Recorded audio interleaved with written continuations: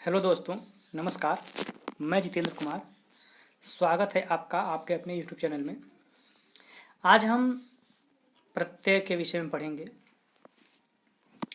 प्रत्यय की थोड़ी बहुत जानकारी तो आपको होगी ही, लेकिन फिर भी कुछ बातें बता देनी आवश्यक हैं कि प्रत्यय क्या होता है। तो प्रत्यय वे अक्षर समूह होते हैं जो शब्दों के या धातुओं के बाद में जुड़ करके उनमें विशिष्टता लाते हैं। प्रत्यय दो प्रकार के होते हैं, एक कृत प्रत्यय और दूसरा तद्धित प्रत्यय। यहाँ पर ध्यान देने की बात यह है कि प्रत्यय अक्षर समूह होते हैं, उनका कोई विशेष अर्थ स्वतंत्र रूप से नहीं होता है और वो हमेशा शब्दों के बाद में या धातुओं के बाद में जुड़ते हैं। प्रत्यय दो प्रकार के होते हैं, एक कृत प्रत्यय, दूसरा तद्धित प्रत्यय। कृत प्रत्यय वे होते हैं जो धातुओं में लगते हैं और कृत प्रत्यय से जो शब्द बनते हैं उन्हें हम कहते हैं कृदंत। और तद्धित प्रत्यय वे होते हैं जो प्रातिपदिकों में जुड़ते हैं और तद्धित प्रत्यय लगाने के बाद जो शब्द बनते हैं उन्हें कहते हैं तद्धितांत। प्रातिपदिक क्या होता है? प्रातिपदिक जो मूल शब्द होते हैं उन्हें प्रातिपदिक कहते हैं। धातुओं से इतर या प्रत्ययों से इतर जो मूल शब्द होते हैं उन्हें हम प्रातिपदिक कहते हैं। उन्हें प्रत्यय लगा करके नए शब्द बनाया जाता है, उन्हें तद्धितांत कहते हैं। अब हम शुरू करते हैं जो महत्वपूर्ण प्रत्यय हैं उनको। पहला है कितिन प्रत्यय। नंबर एक है कितिन प्रत्यय। ये आप देख पा रहे होंगे कितिन प्रत्यय। कितिन प्रत्यय क्या होता है? कितिन प्रत्यय जिस धातु में लगता है और धातु में लगने के बाद जो शब्द बनता है वो भाववाचक स्त्रीलिंग शब्द बनता है। ठीक है, मतलब कि कितने प्रत्यय का प्रयोग हम भाववाचक स्त्रीलिंग शब्द बनाने के लिए करते हैं और इसका प्रयोग धातुओं में होता है। ये कृत प्रत्यय के अंतर्गत आता है। ठीक है, मतलब कि क्रियाओं में या धातुओं में लगने वाला प्रत्यय है कितने प्रत्यय। कितने प्रत्यय जिसमें लगता है, जब लगता है तो कितिन में क और न इन दोनों का लोप हो जाता है और उसमें केवल बचता है, क्या बचता है? इसमें केवल बचता है ती, केवल ती बचता है। और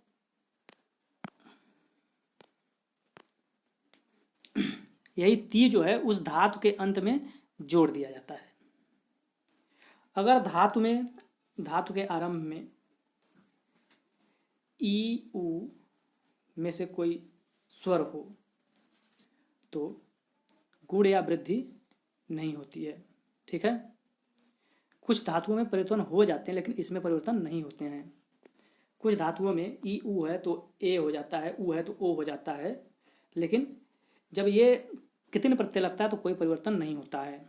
तो जैसे भू धातु है तो भू में जब कितने प्रत्यय लगाएंगे तो हमने पहले बताया था कि कितने में से क और न लुप्त हो जाएंगे और ती बचेगा, तो भू में ती जोड़ करके भूति बनेगा। प्रथमा विभक्ति एक वचन में जो शब्द बनेगा वो भूति बनेगा, जिसका अर्थ होगा भाव। इसी प्रकार से क्री धातु में जब कृतिन प्रत्यय जोड़ेंगे तो बनेगा कृति ही।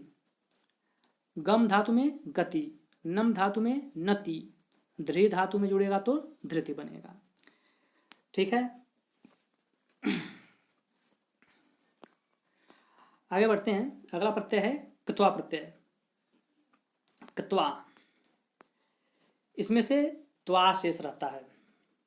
इस प्रत्यय का प्रयोग जो है पूर्वकालिक क्रिया बनाने के लिए किया जाता है। जिस धातु में यह कृत्वा प्रत्यय लगता है तो उससे जो शब्द बनता है नया, उसका प्रयोग हम पूर्वकालिक क्रिया के रूप में करते हैं। यह हमेशा अव्यय के रूप में प्रयुक्त होता है। तो पहले जाने पूर्वकालिक क्रिया क्या होती है। पूर्वकालिक क्रिया जब एक क्रिया को समाप्त होने के बाद, एक क्रिया के समाप्त होने के बाद जब कोई दूसरी क्रिया आरंभ होती है जो क्रिया पहले समाप्त होती है उसे हम कहते हैं पूर्वकालिक क्रिया। जैसे मैं खाना खा कर पढ़ने जाता हूँ, तो इसमें जो खा कर शब्द है ये पूर्वकालिक क्रिया है। तो ये कत्वा का प्रयोग इसी के लिए होता है। कत्वा भी कृत प्रत्यय है और ये धातुओं में जुड़ता है। इस कत्वा में से त्वा शेष रहता है और बाकी जो क है वो लुप्त हो जाता है। तो जैसे भू धातु में कत्वा जोड़ेंगे तो क्या हो जाएगा, भूत्वा। ठीक है, भूत्वा मतलब होकर। पठ में कत्वा जोड़ेंगे तो क्या बनेगा, पठित्वा। पठित्वा मतलब पढ़कर। पा धातु में कत्वा जोड़ेंगे तो पीत्वा मतलब पीकर। गम धातु में कत्वा जोड़ेंगे तो इसमें म का विलोप हो जाएगा और क का विलोप होगा तो हो जाएगा गत्वा। दृश्य में जोड़ेंगे तो दृष्टवा। स्था में जोड़ेंगे तो स्थित्वा। नी में जोड़ेंगे तो नीत्वा। प्रच्छ में जोड़ेंगे तो पृष्ठवा। क्री में जोड़ेंगे तो कृत्वा। जी में कत्वा जोड़ेंगे तो जित्वा। हस में कत्वा जोड़ेंगे तो हसित्वा। हन में कत्वा जोड़ेंगे तो हत्वा। श्रु में कत्वा जोड़ेंगे तो श्रुत्वा। ठीक है, तो इनका प्रयोग जो है, इस प्रत्यय का प्रयोग पूर्वकालिक क्रिया के रूप में होता है। ठीक है, ध्यान देने की बात यह है। अगला है ल्यप प्रत्यय। ल्यप प्रत्यय जो है इसका प्रयोग भी पूर्वकालिक क्रिया बनाने के लिए ही होता है, लेकिन अगर उस क्रिया में पहले कोई उपसर्ग लगा हुआ है तो ल्यप का प्रयोग करेंगे और उपसर्ग नहीं लगा है तो कत्वा का प्रयोग करते हैं। मतलब कि कत्वा के स्थान पर ही इसका प्रयोग होता है, लेकिन अगर उपसर्ग लगा हुआ है तो। ठीक है, लेकिन अगर धातु में अ या अनु लगा हुआ हो तो कत्वा का प्रयोग नहीं होता है। निषेध वाला जो होता है, नकारात्मक अ या अन लगा हो तो देखते हैं। प्रपठ प्लस ल्यप।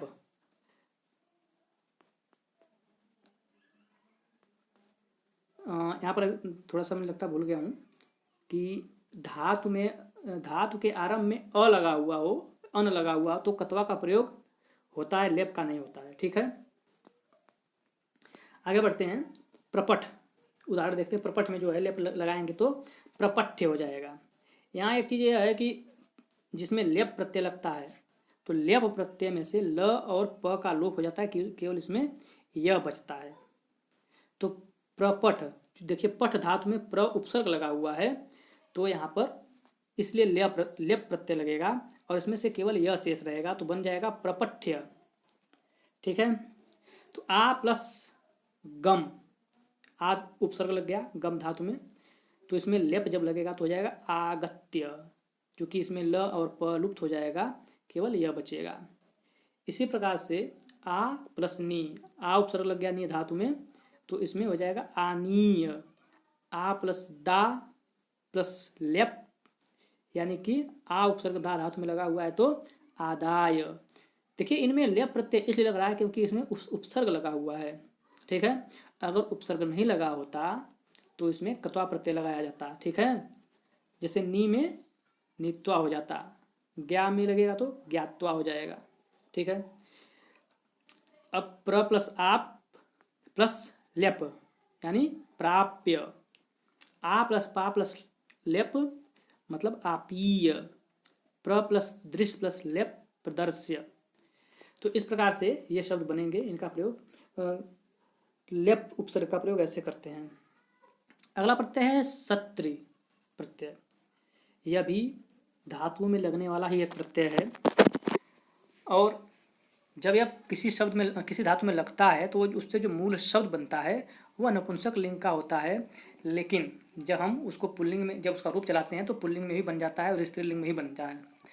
इसमें जो है श और री का लोप होकर के अत बचता है, अत बचता है। तो जैसे जब हम पठ धातु में सत्र प्रत्यय लगाएंगे तो बचेगा पठत, जो नपुंसक लिंग का जो शब्द है वो वास्तव में वही बचता है पठत। तो पठत बचेगा तो इसका जब हम पुल्लिंग में रूप चलाएंगे तो हो जाएगा पठन और स्त्रीलिंग में जब रूप चलाएंगे तो हो जाएगा पठंती। इसी प्रकार से पा धातु में लगेगा तो पिबत हो जाएगा, और पिबत में पुल्लिंग में पिबन और स्त्रीलिंग में पिबंती। गम का गच्छन, गच्छत, गच्छन, गच्छन्ति। और दृश्य धातु का, चूंकि दृश्य धातु का जो रूप चलता है वो पश्य होता है। यहाँ पर ध्यान देने की बात यह है ना कि ये जो लट लकार के जो रूप होते हैं, लट लकार प्रथम पुरुष एक वचन में जो रूप चलता है, पठति पठता पठन्ति, गच्छति गच्छता गच्छन्ति, पश्यति पश्यता पश्यन्ति, तो उसमें का जो रूप है पश्य, गच्छ, तो वो रूप जो है गच्छ, तो उसमें ती हटा करके इसमें त लगाया गया है। इस चीज़ का ध्यान रखिएगा, ती हटा करके इसमें त लगाया गया, जो रूप लट लकार का रूप है प्रथम पुरुष एक वचन का, उसके जगह पर तो उसमें त लगाया गया। और ये जो पुल्लिंग में बनेगा तो उसमें न लगा देंगे और स्त्रीलिंग में आधा न और ती कर देंगे। आपने देखा होगा कि गम धातु का रूप गच्छति गच्छता चलता है, तो इसमें गच्छन, गच्छत, गच्छन, गच्छन्ति ये बनेगा। और दृश्य धातु का जो रूप चलता है वह पश्यति पश्यता पश्यन्ति चलता है, तो इसमें पश्यत बनेगा, पश्यन बनेगा, पश्यन्ति बनेगा। इसी प्रकार से स्था का तिष्ठति होता है, तिष्ठति तिष्ठा तिष्ठन्ति, तो इसमें तिष्ठत नपुंसक लिंग में, तिष्ठन पुल्लिंग में और तिष्ठन्ति स्त्रीलिंग में। इसी प्रकार से अन्य धातुओं में जोड़ करके भी इन शब्दों का रूप बनता है। तो आप लोग इसमें देख करके पढ़ लीजिएगा, वीडियो रोक करके आप देख सकते हैं, क्या मैं पढ़कर समझाऊं, बाकी समझ में तो आ ही गया होगा।